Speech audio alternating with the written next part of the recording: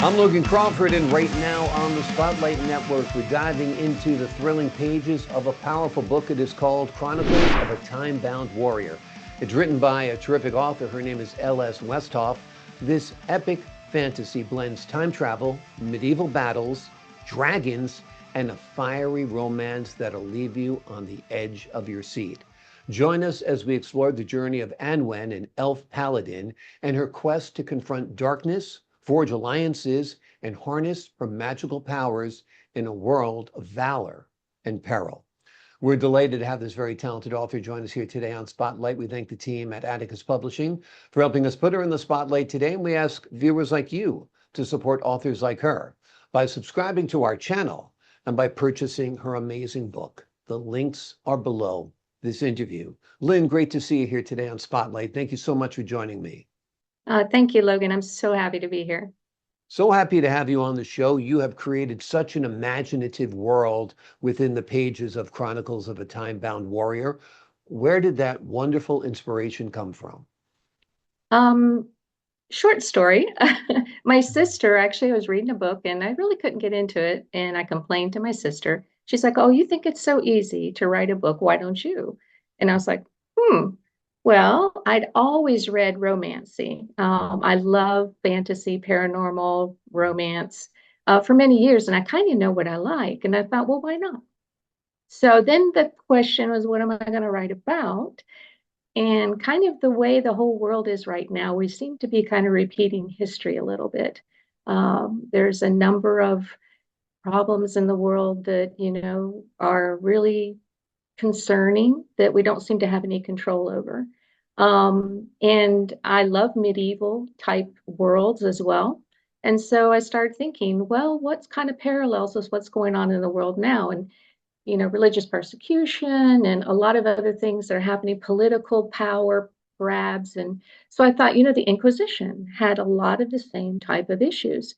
And why not tie my story into something like that and make it come more alive? And so that was my inspiration. Wonderful, wonderful. And I love the concept of time travel as well. It can be tricky for a writer dealing with time travel because one thing affects another and so forth. But Yes. talk to us a little bit or describe the moment when Anwen realizes she's in a medieval human world. She's a little shocked. She actually was knocked out during the portal opening. And so she's depending upon her dragon and her hawk to try to tell her what's going on. They're like, we don't know. And so she says, well, let's start scouting out and figure out what's going on. She realized, fauna and the terrain is different. And she started figuring out, well, we're not in Eldora anymore.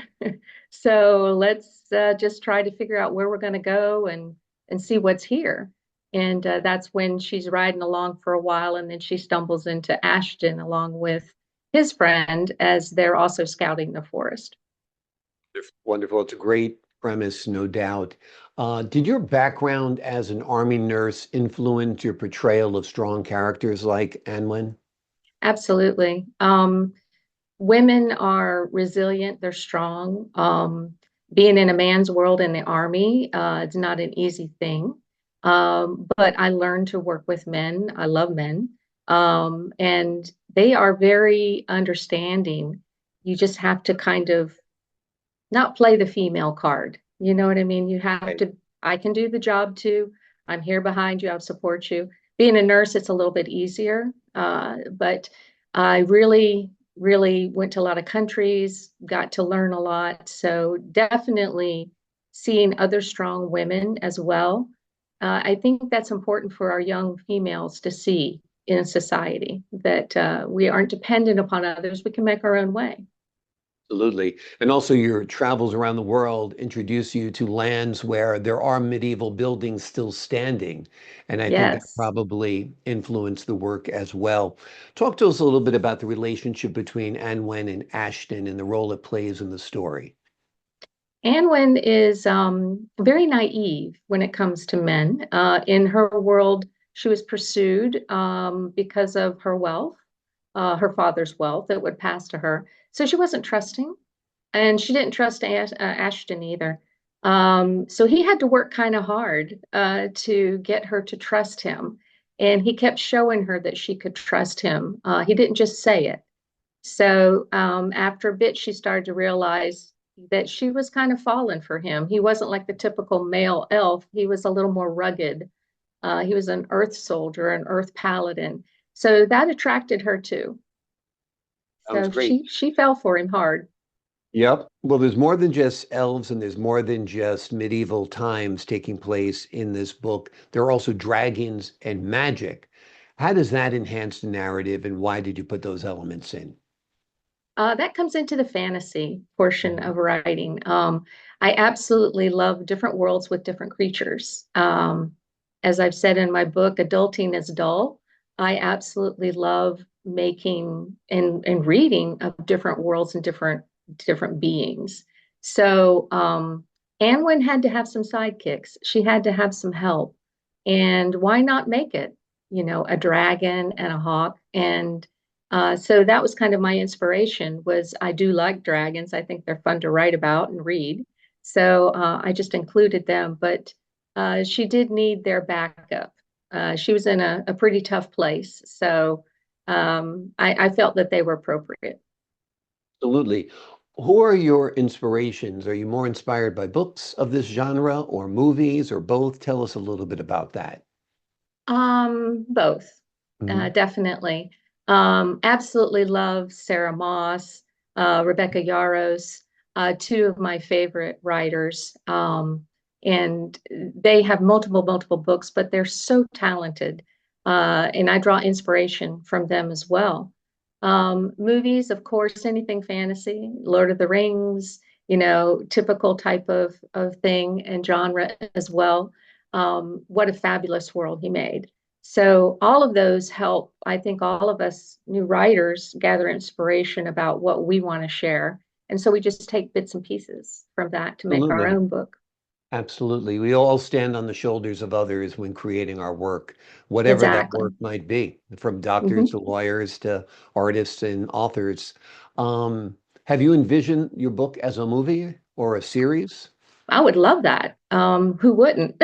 Yep, exactly. I think it would be very fun. I'm in the middle of my second book now, and I've Mm. introduced 8 more characters, all very different, back in Eldora. And they are also pretty much having to fight against a government that's wanting to suppress the dragons in that particular world. So, again, taking inspiration just from current times and trying to tie that in a little bit to the book. But it's fleshing out to be pretty good. I'm hoping people will like it. So that's a sequel to this book. Yeah, there's 2 more Yeah. books coming. Two Uh-huh. more books coming. So it'll be a Yes, trilogy. correct. The next Awesome. one is Flames of Rebellion, and the last will be War of the Realms. Wonderful. So you have it all mapped up in your head. You just gotta get you there by writing those Definitely. passages word by word. Yes. Wonderful. Wonderful. And tell us a little bit about the writing process for you. What's that like? Um, I'm kind of a pantser. I don't know Mhm. if people know what that is, but I didn't when I started writing. I just had an idea in my head of what I wanted to write, and I sat down to my laptop and I wrote the book in a month, and I just didn't stop. I really like writing in the mornings, and I don't know, the story just evolves as you write or type.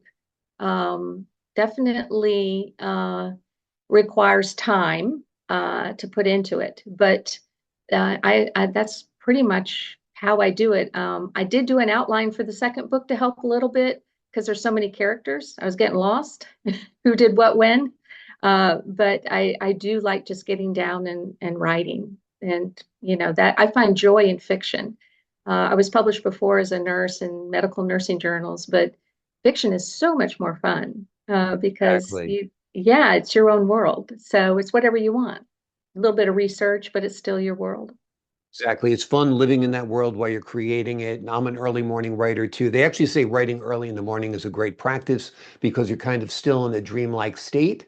Hmm. And that helps with the imagination as well. Let's give the folks at home an overview of the book. Just tell them a little bit about the story itself. So when Anwen stumbles through a time portal in her world, which is Eldora, which is an elven world, she ends up in the Earth realm, and she meets Ashton, who is also a knight paladin. And they slowly become romantically involved. But someone basically tells the local pope, or the local priest, I should say, that she has magical powers. They saw it. Well, he reports to the pope in Rome that he has something very special. The pope becomes very interested in her and what magical abilities she has. He also finds out she has a shape-shifting dragon. The Pope is not skeptical of this. He's just never seen it. So he wants her, and he wants control of her and her dragon. He's already attempting to obtain power along with the King of France by using the Inquisition as a method to instill fear. And so if he can get her under his control, he'll be able to actually control kings and queens in all countries because no one can stand up to the dragon and her magical abilities. So he sends his Jesuits to capture her, brings her back to Rome, and to stay true to the Inquisition, the majority of the people who were killed were women.